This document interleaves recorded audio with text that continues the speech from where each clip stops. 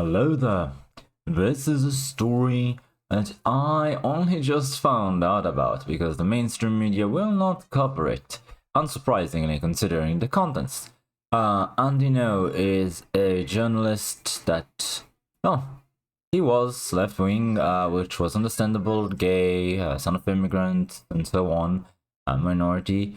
But he was expelled from the left due to his reporting on Antifa, which was not right-wing, just truthful.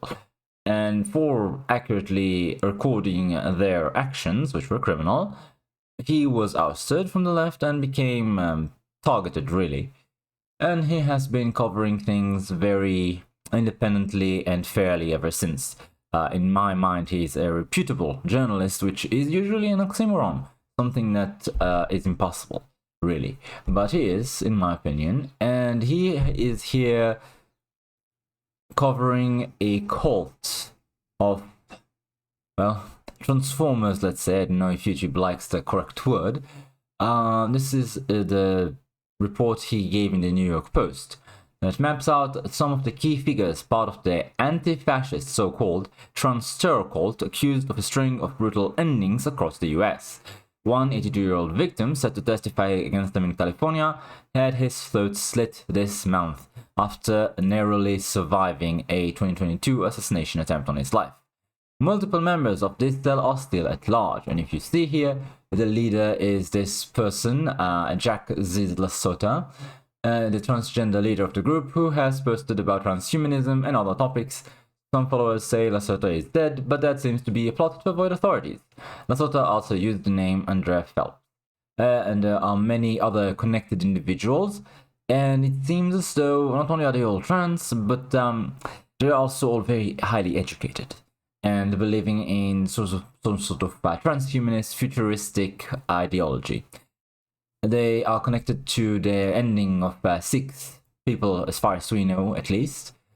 And they are, well, not only dangerous and criminal, but it seems to me quite deranged and illogical. With all of their, how to put it, violent behaviors, let's say. Asking Grok about it, first of all, you will find that Washington Times and New York Post covered it, but pretty much nobody else in the mainstream did. CNN, MSNBC, CBS, none of them said a word about this. Probably because these are trans and they're vegans, they have an emphasis on animal rights, they are highly educated, often fields like computer science or quantitative trading. So the profile of the criminals is very much what the left likes to laud, and basically the meat and potatoes of left-wing support today. Also, of course, Transformers are the most protected group, in my opinion, only because they're stand-ins for, you know, the guys who like kids. But never mind that. Yeah, I absolutely have no sympathy whatsoever with these guys. Regardless, the violent incidents that they are involved in, there was the ending of a Border Patrol agent on January 20, 2025. US Border Patrol agent David Malland ended in Vermont during a confrontation involving members of the Zizians, that's the name of this cult, Teresa Milo Consuelo, Young Blood, whatever, and Felix Ophelia Baukholt were implicated in this attack, with a Young Blood being arrested and Baukholt killed during the shootout. The group has been connected to several other homicides, including the member of Curtis Lynn, that's the 82-year-old that was supposed to testify against them, a double homicide in Delaware County, Pennsylvania, where Michelle Jacqueline Zajko, linked to the group is a person of interest, mentions of additional endings, bringing the total count of deaths associated with the group to 6. So these guys are highly educated, a notable academic professional background. They use firearms and tactical gear, it appears. Plan attacks, they're squatters, squatting on properties and engaging in violent confrontation with the property owners. The media narrative is mostly on X and other social media the mainstream does not discuss this at all, and of course these guys well, there's still manhunts for key figures, and be on the lookout alert issued for some of them, the Zarshko person, due to her connection to the firearms used in some of these incidents. So why is this important? Why do I give it any attention? Well, mainly because it is completely ignored by the mainstream. If the mainstream media actually reported on this like any other notable violent incident and criminals still at large, a terrorist cult, this is something of public interest, obviously, and they have reported far more extensively about far more minor incidents, meaning when only one person is ended, and when the person that did it is far less deranged. So long as the attacker is white, especially if it's a straight white male, then it's worthy of the public's notice, according to the mainstream media. On the other hand, if you have multiple incidents by this deranged cult, it is not at all worthy of your notice and attention, because the people who perpetrate it are the people the left backs and supports. So this is counter-narrative. This is going to reduce the influence of the ideology the left is trying to peddle to you. And honestly, I wish for all crimes to be equally discussed as supporting their importance. All cases of one person ending one person, well, especially if the amount of violence and reason for it are the same, then you should report it the same in terms of importance and attention span. And to try and manipulate the public consciousness by not reporting some crimes and over-reporting others in order to fit your narrative, in my opinion, that is at best criminal negligence, and at worst social engineering that, in my opinion, has no place in a democratic society. I did not elect you to decide for me what the truth is, who is good and evil, and what I should or should not know. And the fact that such things are being censored, in my opinion, is a danger for democracy, unlike pretty much everything else that the mainstream media likes to use this phrase for.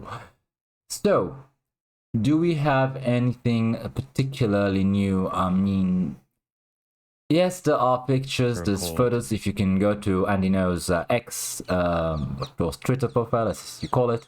I am not going to show you because I doubt YouTube would approve of the pictures of the victims that he shows here. It's a bit brutal, unfortunately. But yes, I encourage you, if you're interested, to visit Andy No's X profile for more information. He definitely does good work, and I definitely believe that he is as bipartisan and fair as you can be in the current climate. Like a lot of people on the right today that have some fame and support from the public, he started out as a leftist and essentially discovered just how awful the left was. We're talking here specifically about their propensity to edit the reality presented to you, and also the processes of government in order to fit their narrative. That is one of the main crimes, in my opinion. Essentially, because reality does not fit their origin story for the way that we've gotten to this point in history, they basically have to constantly edit our interactions with reality. So our reporting, our institutions, and the way that they conduct business, hire people, accept people for a job or for an opportunity in university and so on. Everything has to be constantly edited in the process in order to reach the outcome that they believe to be correct and fair. And so what you throw out the window is fairness itself, it is merit, it is truth, and good people are hurt by this often. I'm not just talking about the few victims of this cult, I'm talking about in general, the public is being very much driven to policies that it would otherwise not accept. I remember reading that most people overestimated the number of black people ended by police by an order of magnitude. I mean, 10 times or so, at least, sometimes even 100 times more than this actual government statistics showed, due to the coverage from the press at the time of the Black Lives Matter movement. What we're dealing here is, quite frankly, trying to edit your consciousness, to manipulate your mind and thought And in my opinion, this is something that we must be on guard on 24/7 for, because it's truly destructive for society. The people that you are being turned against unfairly will, of course, remember you as the bad guys, not just the people in the press. Absolutely, they will feel bitter about the way that they're being treated, and this will only cause more division and conflict within our countries. Especially during times where we should unite against the people who are taking advantage of us. And I'm talking here specifically about large corporations and their friends in government. We have seen the erosion of rights and also of buying power during the last 4 or 5 years, especially. Things are not going well for anyone, and people are unhappy. Instead of taking it out on each other, which is what the reporting from the mainstream press causes us to do, we should be uniting against the people who are in fact in fault. Regardless, I have gotten quite a bit away from the main point, which is there is this trans cult. They are futurists, they're transhumanists, and they're violent. Be on the lookout, of course, if you live in areas that they resided in. And just be aware that such things can happen, and the mainstream media's narrative that it is only ever straight white men who are perpetrators is simply false. All stratas of society can and do produce these kinds of people, and the reporting is uneven. That's why you have a different image of things. That's all. Thanks for watching. Like, comment, subscribe, and I'll see you next time.